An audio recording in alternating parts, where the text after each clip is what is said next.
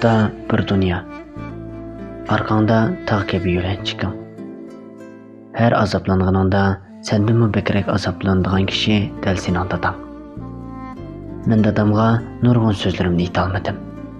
Ammo her mushkulimda Allohning menga eng buyuk hadiyasi bo'lgan dadamning borligi yuragimni tinchlantirdi. Har qatim uningdan yiroqqa ketganda undansiz sig'inish yuragimni mo'chidi. Bu his tuyg'ularim faqat ichimda qoldi.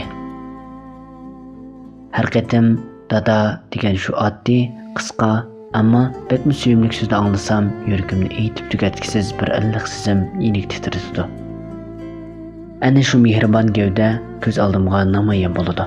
Hatto qancha qatim dadamning menga qilgan tanbehlari shuncha suyimli tuyuladi. Men dadamga nurg'un so'zlarimni ayta olmadim.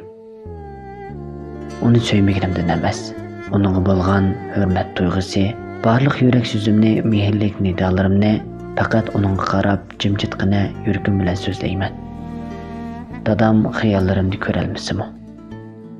Ammo bu qatim bu so'zni og'zimdan chiqarishga qat'iy niyatga keldim. Jinim dada, sizni bek yaxshi ko'raman. Menga so'ndirgan har bir ajringiz uchun bek minnatdorman. Her vaqt oltin tiningizga omonlik tilayman.